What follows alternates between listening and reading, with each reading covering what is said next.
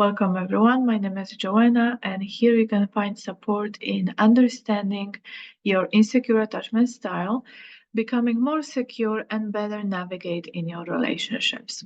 Today I would like to share with you slides which I use for my sessions with clients who are interested in working together on the patterns they experience in their relationships, the repetitive cycles, similar conflicts and arguments, and ready to exit that patterns and that cycles and create more harmony and navigate better in the relationship through understanding attachment style, through understanding their own coping mechanisms, which are mainly the cause of that repetitive cycles, and their needs in the relationship. So right now I will share screen with you like I do in the session to better show you what I think every couple who is experiencing and already are aware of the reoccurring conflicts, reoccurring challenges is ready to address when it comes to ending that cycles, ending that patterns. So before I start working with couples, I send questions, intro questions, where I ask about if they're already noticing these patterns, what they think is the main trigger for that, what core wounds they are experiencing being activated. Not everyone is aware of that, but some people are already aware that, let's say, I'm not good enough is very often triggered in them. I also ask about what they would consider as a effort from a partner when it comes to that work, that coaching program. Then when we meet, we are focusing first on mapping out the pattern clearly using live examples, situations. We go through them slowly to better understand what was happening internally for each of the partner. Later in the process, we define inefficient coping mechanisms, which are a very important part of that whole process. We are mapping out values, expectations, and needs in the relationship. We are working on better conflict communication, conflict resolution. We also working on expressing assertively and kindly as well boundaries and needs. And if there is necessary individual work, we meet one-on-one to address core wounds and subconscious reprogramming for specific core wounds if this is necessary. But of course, the main part when we already are aware, like I say, 50% is the awareness, the remaining 50 is just the work, the repetition of the new coping mechanisms. Each partner is responsible for their own program, own associations to love, own triggers, coping mechanisms, and communication style. So then we move through this part where I show this table we use as on our sessions for couple to see what is happening actually internally for each of them on subconscious level as well, because here in this work we use the principles of subconscious mind storing everything we learn, experience, and any interpretation we make around everything, we assign meaning to everything. So when we were growing up and our need for love and connection was not met properly, we started creating interpretations around it. I must be not good enough, or I must be unworthy. That's why my parents are not giving me that much time, not offering that much care, or the love is very inconsistent. So all of this is stored in subconscious mind, and in our romantic relationships, it will show up again because we are our subconscious mind is identifying the attachment. There is a connection, love, attachment, and is sending all of these associations to that, and we react in a very similar way we reacted back then in childhood. So this is what this is the base of our work.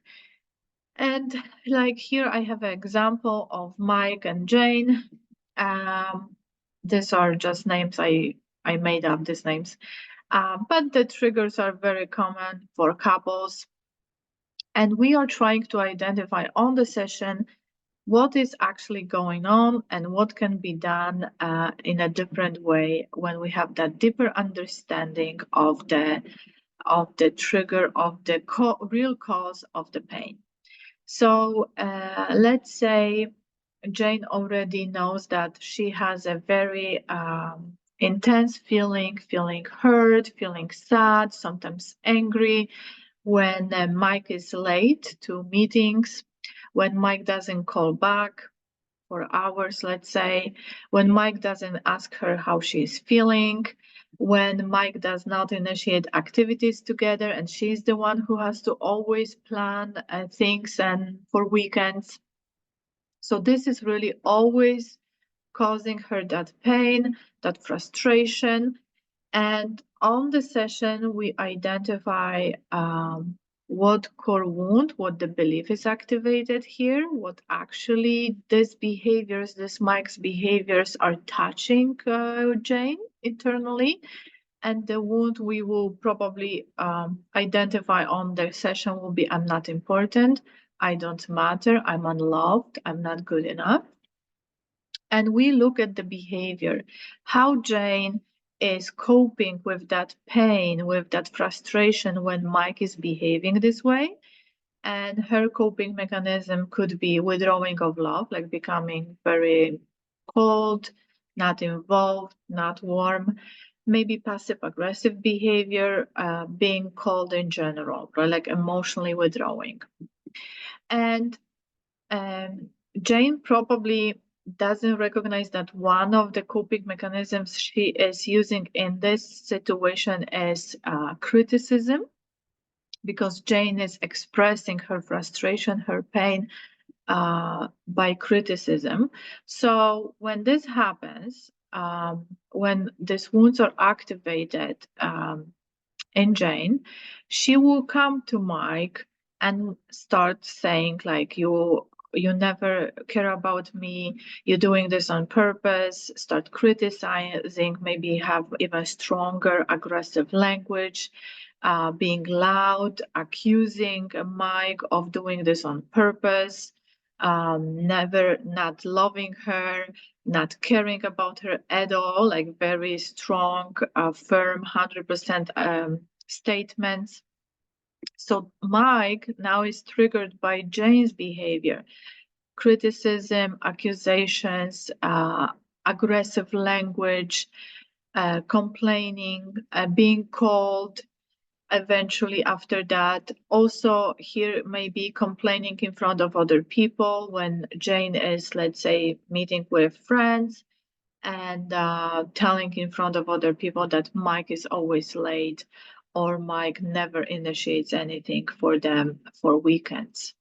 So that will trigger Mike, and Mike will we will identify that Mike actually Mike's core wound was activated. I'm not good enough. No matter what I do is never good enough. I am defective. I am helpless. And Mike is coping with that core wounds through emotional withdrawing, through thinking that Jane would be happier with someone else without him, through avoiding, withdrawing, avoiding. That behavior, that coping mechanism will further trigger Jane because Mike is more withdrawing, more avoiding, less investing. So this will further trigger wound for Jane. I don't matter. I am unloved. I am not good enough. And this is what we want to be aware of. And this is what we want to identify on our sessions to see how these interpretations of partners' behavior are triggering our beliefs about who we are when partner behaves this way. And usually when, let's say, Jane is accusing Mike, you never care about me, you're doing this on purpose, it's hurting Mike because he loves his girlfriend or wife, he cares about her, and he's accused that he doesn't at all. It's not recognized that he actually loves her, he cares about her, right? So that's why Mike starts having these feelings that no matter what he's doing, never is good enough. So this is what we want to identify on the sessions, and this is what we are working through on the sessions, to have clear picture of what is going on, what core wounds are activated, and what coping mechanisms are used when this is happening. So later, once this is identified, our main goal is to use these inefficient coping mechanisms, which are further triggering partners, and update them and start using healthier, more efficient coping mechanisms. So basically, we call them that secure partners would use. They have already practicing, they're already familiar, they're already using these coping mechanisms, and they're more efficient in the relationship. So conflict communication and resolution, accountability and apology, vulnerability, acceptance and empathy, self-soothing. So we want to approach a partner in the regulated state, not feeling dysregulated, charged, emotionally charged. We want to self-soothe and then approach partner and have a conversation. We want to identify our needs, being able to identify our needs, meeting them for self-expressing and also receiving, asking for support, boundaries, being mindful of our partner's pain points, the core wounds I mentioned before. And when we talk, when we express, when we make decisions, we are always mindful about this. Recognition and appreciation, and of course, being mindful and use the love language of our partner. So these are our main goals, to update that, to be aware, to update. And then each partner is working through updating, reprogramming, healing that core wounds which are activated in them when this situations happens. I always at the beginning want to make sure that partners are aware of these 3 beliefs, which I think are very important to identify, because they really contribute to hurting our partner. And because of these beliefs, when we operate from them, there is a lack of resolution in our relationships, in our conflicts. So number 1, the belief we very often operate from: you should not feel this way because I don't mean to hurt you. So very easily we invalidate our partner's experience, our partner's emotions. We don't want to validate the interpretation the partner is making. And through communication, we want to address that.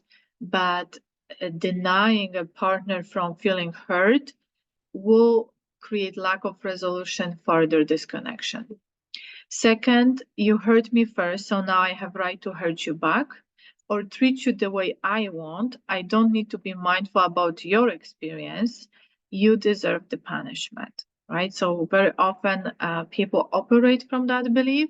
If you hurt me first, then you will pay the price, basically, for doing that. And third one, you crossed my boundaries, so now I have a right to cross your boundaries. And this further is creating disconnection and hurt and lack of resolution in the relationship. Then I want to make sure from the beginning that partners are not using anymore very unhealthy damaging coping mechanism, destroying relationships, in my personal opinion, which is shaming. Any form of shaming our partner, their needs, their behaviors, their feelings will destroy eventually the relationship. That's my strong belief. And I see this also in my work. So this has to end from the beginning, like no more shaming.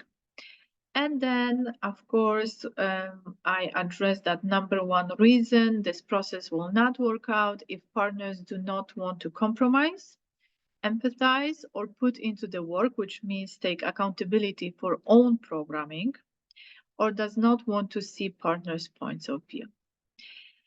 So this is how I help clients, people who are ready to go through the process of identifying the pattern, what are the main parts of the pattern, and of course later we create the reprogramming process. We work on updating the coping mechanisms. We start learning these coping mechanisms better, use them, learn them, and we identify every time the contribution. Because we identify these reasons, now then partners are create effort, like the effort to repair, their contribution to ending that cycle. They commit to that, and they practice this new way of interacting when something triggers them. So I hope this was helpful to better understand how our subconsciously stored associations to love, how we deal with our own fears, our own feelings, insecurities, triggers, impact our relationship, our dynamic, how we treat our partner. And I hope this was helpful here. So thank you for watching, and see you again.